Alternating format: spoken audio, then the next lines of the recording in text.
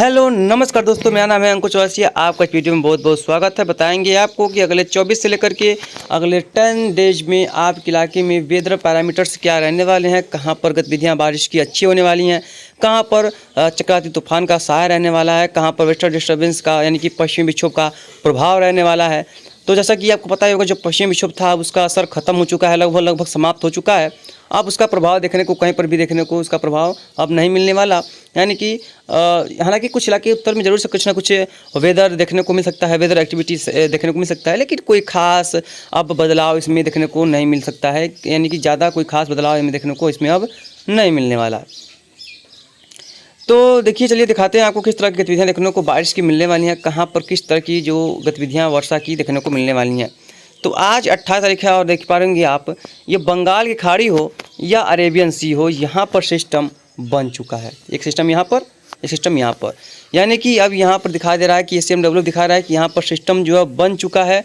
अब ये जो है धीरे धीरे इंटेंसीफाई होने वाला है, यानी कि मजबूती पकड़ने वाला है। इसका ट्रैक कुछ इस तरह से रह सकता है यहाँ पर, इस तरह से, यानी कि ओमान तट से रिकर्व करके भारत की ओर, राजस्थान की ओर, पाकिस्तान की ओर ये जा सकता है, जिसकी संभावना काफ़ी ज़्यादा दिखाई पड़ रही है। देखेंगे 18 के शाम को तो ये देखिए थोड़ा सा और इंटेंसिफाई होगा और पश्चिम उत्तर पश्चिम दिशा में ये थोड़ा सा आगे बढ़ेगा। 19 के सुबह के समय 8 बजे के समय में देखेंगे तो देखिए लगभग वहीं पर स्थित है और यहाँ बंगाल की खाड़ी का सिस्टम भी एक बार थोड़ा सा मजबूत हो रहा है। देखेंगे 20 के आसपास देखेंगे तो ये जो सिस्टम है ये यहाँ पर यही दिखाई पड़ रहा है और यहाँ पर भी देखिए यहाँ पर सिस्टम जो है वो दिखाई पड़ रहा है। यहाँ पर हवा की रफ्तार लगभग 40-50 किलोमीटर करीब है और देखेंगे 21 के आसपास तो देखिए जो यानी कि रेड कलर आ गया, यानी कि यहाँ पर जो हवा की रफ्तार है वो 75 किलोमीटर करीब पहुँच चुकी है। और यहाँ पर भी देखिए एक सिस्टम दिखाई पड़ रहा है। ये बता रहा है आपका ECMWF मॉडल है। हालाँकि GFS इसके विपरीत दिखा रहा है, हालाँकि उसके भी बात करेंगे, लेकिन थोड़ा सा पहले GFS के बारे में बात कर लेते हैं उसके बाद। एक देखेंगे ये पश्चिम दिशा में आगे बढ़ रहा है। इसमें देखिए कुछ और कलर्स ऐड हुए हैं, यानी कि ये जो है थोड़ा सा और इंटेंसिफाई हो रहा है। देखेंगे 22 के आसपास तो देखिए ये जो है काफ़ी ज़्यादा इंटेंसिफाई हो चुका है, काफ़ी मजबूत हो चुका है तूफान और काफ़ी ज़्यादा पश्चिम दिशा में आगे की तरफ मूव कर रहा है। और इसी समय बंगाल खाड़ी में सिस्टम देखिए ये भी काफ़ी इंटेंसिफाई हो रहा है, काफ़ी ज़्यादा मजबूत हो रहा है। और देखेंगे 23 के आसपास देखिए ये दिखाई पड़ रहा है कि ओमान के तटों पर ये लैंडफॉल करेगा और ये सिस्टम जैसे ही ये ओमान की तरफ बढ़ जाएगा वैसे ही सिस्टम जो है वो इंटेंसिफाई होना शुरू हो जाएगा।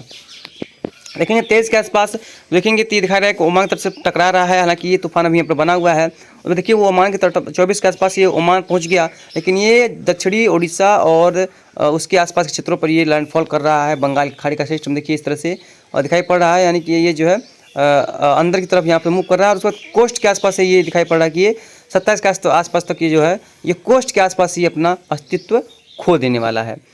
यानी कि कुल मिलाकर के हम कह सकते हैं कि जो ECMW के अगर माने तो एक सिस्टम भारत की ओर, एक सिस्टम ओमान की ओर जाने की संभावना दिखाई पड़ रही है, लेकिन ये अभी कितना सटीक होने वाला है इसके बारे में डिटेल में नहीं कहा जा सकता। हालांकि देखते हैं इसका जो पीक इंटेंसिटी क्या होने वाला है, इसके बारे में थोड़ा सा डिटेल देखते हैं।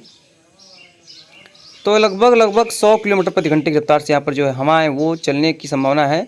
ये जैसे 100-103, यानी कि जैसा कि हमने पहले बताया यहाँ पर जो है 100 से लेकर के कुछ 100 से 110 के करीब वहाँ पर जो है वो हवाएं चलने की संभावना है। बाकी उससे ज़्यादा इसमें हवाएं की रफ्तार देखने को नहीं मिलेगी। ये दिखा रहा है कौन, आपका ECMW मॉडल के यहाँ पर ज़्यादा तेज़ हवाएं नहीं चलने वाली है। यहाँ पर देखिए 109, 110 यानी 109 किलोमीटर प्रति घंटे की रफ्तार से जो है यहाँ पर हवाएँ जो है वो पहुँच पा रही हैं। ठीक है, ये देखिए यहाँ पर इस तरह से जो हवाएं हैं वो चल रही हैं। रेड कलर में यहाँ पर देखेंगे 60 किलोमीटर प्रति घंटे की रफ्तार से जो है हवाएं वो दिखाई पड़ रही हैं। आप देखते हैं कि अब जो GFS है वो इसके बारे में अपना क्या राय देता है। यहाँ पर बात करेंगे GFS का, तो GFS भी दिखा रहा है कि 9 बजे तक करीब, यानी कि एक सिस्टम जो है एक फॉर्म हो चुका है यहाँ पर और एक सिस्टम फॉर्म हो चुका है यहाँ पर, यानी कि दोनों जो है सटीक हो चुके हैं। यानी कि एक तमिलनाडु के कोस्ट पर एक जो LPA बन रहा है और एक अरब सागर यानी कि केरला से काफ़ी दूर LPA बन रहा है, बन चुका है, बन नहीं रहा है, बन चुका है। तो अब ये देखिए इसमें दिखा रहा है कि कल सुबह 19 तक आसपास देखेंगे तो ये जैसा कि GFS में ECMW में आगे बढ़ा है उसी तरह से ये वेस्ट डायरेक्शन में आगे बढ़ रहा है। तो शाम को देखेंगे 19 के दोपहर के आसपास तो ये यहीं पर है। हालांकि एक दिन तो आगे नहीं बढ़ेगा और ये भी यहीं पर दिखाई पड़ रहा है। और देखेंगे 20 का चलेंगे, देखेंगे तो ये जो सिस्टम है थोड़ा सा और इंटेंसिफाई हो रहा है, यानी कि मजबूत हो रहा है। देख पा रहे हैं यहाँ पर ये सिस्टम जो है मजबूत हो रहा है। और 20 के शाम 21 के सुबह चलेंगे तो देखेंगे ये सिस्टम एक बार चक्रवाती तूफान का रूप ले सकता है। डीप डिप्रेशन से लेकर के चक्रवाती तूफान का रूप ये लेने वाला है, यानी काफ़ी ज़्यादा मजबूत हो रहा है। एक से देखेंगे ये अभी यहीं पर है, हालांकि ये ओमान की तरफ बहुत तेज़ी से बढ़ रहा है। और देखेंगे 22 के आसपास देखेंगे तो सिस्टम काफ़ी ज़्यादा इंटेंसीफाई हो चुका है और यही बंगाल खाड़ी का भी सिस्टम यहीं पर लगभग काफ़ी ज़्यादा इंटेंसीफाई हो रहा है। और देखिए ये ओमान की तरफ काफ़ी तेज़ी से बढ़ता जा रहा है, ओमान की तरफ जा रहा है बहुत तेज़ी से। और देखेंगे तेज़ के आसपास तो सिस्टम देखिए वहाँ से रिकर्व करना शुरू करता है, हालांकि ऐसा लग रहा है। और देखिए ये जो है अब देखिए ये उत्तर की तरफ यानी कि उत्तर और उत्तर पूर्व की तरफ बढ़ रहा है। और देखिए यहाँ से ये जो है उत्तर की तरफ बढ़ता जा रहा है और थोड़ा सा पश्चिम दिशा में आगे बढ़ रहा है। लेकिन देखिए अब यहाँ पर देखिए ओमान को छोड़ता हुआ ये सिस्टम जो है ये पाकिस्तान की ओर देखिए बढ़ रहा है बहुत तेज़ी से। देखिए 25 के आसपास देखेंगे बस यहाँ से रिकर्व करता है, रिकर्व करके देखिए पाकिस्तान की ओर पहुँचता है और पाकिस्तान को पहुँचते और ये राजस्थान की ओर बढ़ जाता है। जैसे कि हमने पहले बताया कि ये जो सिस्टम है ये राजस्थान की ओर बढ़ जाएगा। और ये सिस्टम है बंगाल खाड़ी का, ये देखिए यहीं पर दिखाई पड़ रहा है, ये कहीं इधर उधर नहीं जा रहा है। यानी कि इससे जो है इसका सिस्टम का प्रभाव काफ़ी ज़्यादा देखने को कई इलाकों में मिल सकता है।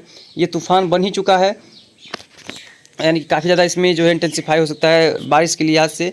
और देखेंगे इसमें कितना ज़्यादा इंटेंसिटी गेन कर रहा है, इसके बाद थोड़ा देख लेते हैं एक बार। ये देखिए इसमें तो ये जो रफ्तार है ये लगभग 127 का जो है ये गेन कर चुका है, काफ़ी मजबूत इसमें दिखाई पड़ रहा है ये तूफान। 136, 152, 160 है, 160 से लेकर के यहाँ पर हवा की रफ्तार दिखाई पड़ रही है, यानी कि काफ़ी तगड़ी जो है यहाँ पर हवाएँ चल रही हैं। यहाँ पर 160 से लेकर के देखिए ये आपका 160 यानी कि इससे ज़्यादा नहीं, 160 किलोमीटर प्रति घंटे की रफ्तार से यहाँ पर जो है वो हवाएं जो है चल रही हैं, यानी काफ़ी तगड़ी हवाएं इसमें चल रही हैं तूफान में।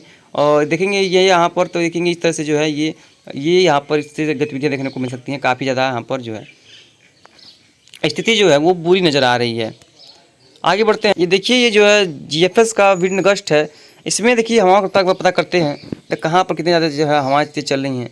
ये देखिए यहाँ से जो ये तूफान बनना शुरू होगा और देखिए इस तरह से का ट्रैक होने वाला है। तो इसमें देखिए सबसे ज़्यादा जो है हवा की रफ्तार कहाँ होती है, देखिए इस तरह से आगे बढ़ते हैं धीरे धीरे। और ये देखिए ये अपना पीक इंटेंसिटी 160 किलोमीटर तक जाएगा, जैसा कि हमें उम्मीद भी था। और ये देख पा रहे हैं आप, ये रहा, यानी कि ज़्यादा कोई खास अभी तेज़ तो नहीं दिखाई पड़ रहा है, लेकिन अच्छी खासी जो है अपना इंटेंसिटी जो है वो गेन करने वाला है। ये GFS में दिखा रहा है। अब CMW देखते हैं। ये देखिए ये है CMW का ट्रैक, देखेंगे यहाँ पर इस तरह से दिखाई पड़ रहा है, यहाँ पर इस तरह से जाएगा। और आइकॉन्स हालांकि कोई कबाड़ मॉडल ही है, कोई खास अच्छा मॉडल नहीं है, उसका भी यही ट्रैक है। लेकिन देखेंगे तो यानी कि ये जो दोनों साइक्लोन हैं ये काफ़ी ज़्यादा अच्छी गतिविधियाँ बारिश की देखने को मिल सकती हैं इसकी वजह से। और इसका जो ट्रैक अगर GFS का होता है तो राजस्थान से गुजरात और महाराष्ट्र के क्षेत्रों में भारी तबाही मचेगी। और ये जो है इसका पूरी भागों पर भाई इसका ट्रैक होने ही वाला है इन क्षेत्रों में। और तो अगर देखें तो ये क्षेत्र इसका ज़्यादा प्रभावशाली होने वाला है और ये क्षेत्र इसका ज़्यादा प्रभावशाली होने वाले हैं। और ये इसका चांसेस इधर ज़्यादा है, इसका चांस इधर ज़्यादा है, यानी कि दोनों का जो है इसका इधर की तरफ मूव करता है, इसका इधर की तरफ मूव करने वाला है। ये उत्तर पूर्वी की तरफ और ये उत्तर पश्चिम की तरफ, यानी कि ये दोनों सिस्टम जो है काफ़ी अच्छी इंटेंसिटी गेन करके आगे की तरफ मूव कर सकते हैं। चलिए अब देखते हैं क्लाउड पे कि क्लाउड किस तरह से जो है कहाँ पर डेवलप होने वाले हैं, उनके बारे में जो है बात करते हैं। तो देखेंगे क्लाउड के बारे में, अगर देखेंगे कि क्लाउड कहाँ पर किस तरह से है, तो देखेंगे क्लाउड के बारे में देखेंगे तो यहाँ पर जो उत्तर का क्षेत्र है, यहाँ पर उत्तर भारत में देखिए क्लाउड जो है वो काफ़ी हल्के से मध्यम दिखाई पड़ रहे हैं। यहाँ पर कोई खास वर्षा वाले बादल तो नहीं है और पश्चिमी विक्षोभ काफ़ी कमज़ोर हो चुका है और आगे बढ़ चुका है और आगे अब इसका प्रभाव भारत के ऊपर बिल्कुल भी दिखाई नहीं पड़ेगा, यानी कि इसका जो इंटेंसिटी है वो अपने खो चुका है वो इसका जो है प्रभाव यहाँ पर भारत की ओर देखने को नहीं मिलने वाला। तो देखिए क्लाउड किस तरह से जो है बढ़े हुए हैं इसके बारे में देखिए। मॉइस्चर जो था वो कम हुआ है और ठंडक यानी उत्तर भारत के जो मैदानी क्षेत्र है यहाँ पर ठंडक आ चुकी है, आपको पता होगा, आपको यहाँ पर रहते होंगे तो। बाकी देखिए जो इस लो प्रेशर के चलते जो केरल है, तमिलनाडु का क्षेत्र है, यहाँ पर देखिए वर्षा गतिविधियाँ बढ़ चुकी है। कई इलाकों में काफ़ी ज़बरदस्त क्लाउडिंग है, जब काफ़ी ज़बरदस्त बादल छाए हुए हैं। हालांकि जैसे ही सिस्टम इंटेंसिफाई होगा वो भारत से दूर जाएगा तो यहाँ पर भारत के केरल के यहाँ पर जो वर्षा गतिविधियाँ हैं वो काफ़ी कम होती जाएंगी, क्योंकि ये जो सिस्टम अगर यहीं पर इंटेंसिफाई होता तो इसका प्रभाव वहाँ पर काफ़ी ज़्यादा देखने को मिलता। लेकिन ये यहाँ पर बनेगा, लेकिन यहाँ से भारत से दूर जाने जाएगा और यहाँ से ऐसे GFS का ट्रैक है और यहाँ से लेकर के यहाँ तक ECMWF का ट्रैक है। तो उम्मीद करते हैं कि जल्द से जल्द सब कुछ अच्छा हो, कई इलाकों में काफ़ी ज़बरदस्त वर्षा की संभावना बने और अच्छी खासी इंटेंसिटी बारिश की देखने को मिल सके। और पूर्वोत्तर भारत में भी यानी कि पूर्वोत्तर राज्यों में भी इसका प्रभाव दिखेगा, इसका पश्चिम राज्यों में यानी कि भारत के कई राज्यों में गतिविधियाँ बारिश की काफ़ी अच्छी हो सकती हैं। कुछ इलाकों में गतिविधियाँ डेंजर भी हो सकती हैं, कुछ इलाकों में अच्छी खासी रेनफॉल हो सकती हैं। और आप लगातार चैनल पर बने रहिएगा, जिससे हम इसके बारे में सटीक से सटीक और अच्छी से अच्छी जानकारियाँ आपको प्रोवाइड करा सकें और आपको इसके बारे में अच्छी से अच्छी जानकारियाँ दे सके कि हाँ, इस तरह से आपको यहाँ पर वर्षा गतिविधियाँ देखने को मिलने वाली हैं, यहाँ पर इस तरह की रेनफॉल होगी, यहाँ पर भारी वर्षा होगी, यहाँ पर कम बारिश होगी, इस तरह की गतिविधियाँ देखने को मिल सकती हैं। तो फिलहाल इस बुलेटिन में यहाँ तक कितना ही मिलती है, इसके अगले बुलेटिन में, तब तक के लिए लगातार चैनल पर आप लोग बने रहिएगा। ये देखिए बिजली किस तरह से चमक रही है, इसमें देख पा रहे हैं यहाँ पर कितना भयानक तरीके से यहाँ पर जो है बिजली यहाँ पर चमक रही है। ये यहाँ पर देखिए, ये देखिए। चलिए मिलते हैं, बाय बाय।